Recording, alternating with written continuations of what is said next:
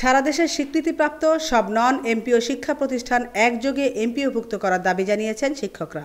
রাজধানীর জাতীয় প্রেস ক্লাবের সামনে সম্মিলিত নন এমপিও ঐক্য পরিষদের ব্যানারে লাগাতার অবস্থান কর্মসূচি থেকে এমন দাবি জানানো হয়। বাংলাদেশ আদর্শ শিক্ষক ফেডারেশনের general secretary ABM Fazlul Karim বলেন, দেশের সব নন এমপিও শিক্ষা প্রতিষ্ঠান এমপিওভুক্ত করা সময়ের দাবি। শিক্ষার মান উন্নয়ন ও মানবিক কারণে নন এমপিও শিক্ষা প্রতিষ্ঠানগুলো এমপিওভুক্ত করা প্রয়োজন। এমপিওভুক্ত দাবিতে আমরা স্বীকৃতি প্রতিষ্ঠান আর কি, মানে আমাদের সব অবকাঠামোই ঠিক আছে, পরীক্ষা নিচ্ছি আমরা এবং আপনার বোর্ডে পরীক্ষা হয়, সব নিয়ম কানুনই আমরা মেনে চলি, কিন্তু আমাদের দীর্ঘদিন যাবৎ কলেজ মানে আমাদের বেতন পেমেন্ট করেন আর কি, এমপিও হয় নাই।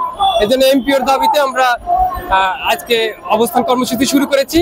আমরা জানেন যে হাজার হাজার শিক্ষা প্রতিষ্ঠান নন এমপিও অবস্থায় আছে, শিক্ষক কর্মচারীরা মানবতা জীবনযাপন করছে, বিনা বেতনে দীর্ঘদিন যাবৎ এই শিক্ষা প্রতিষ্ঠানে তারা শ্রম দিয়ে যাচ্ছে।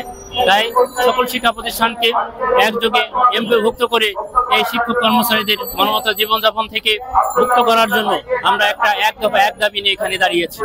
আমরা সারা বাংলাদেশের নন এমপিও শিক্ষা প্রতিষ্ঠান একযোগে এমপিওভুক্তর জন্য আজকের এই অবস্থান কর্মসূচি অন্তর্বর্তীকালীন সরকারের মাননীয় প্রধান উপদেষ্টা এবং শিক্ষা উপদেষ্টার কাছে আমাদের একটাই দাবি, স্বীকৃতিপ্রাপ্ত চলমান সকল নন এমপিও প্রতিষ্ঠান একযোগে এমপিওভুক্ত করার দাবি। আমিনা ইসলাম, আজকের সংবাদ।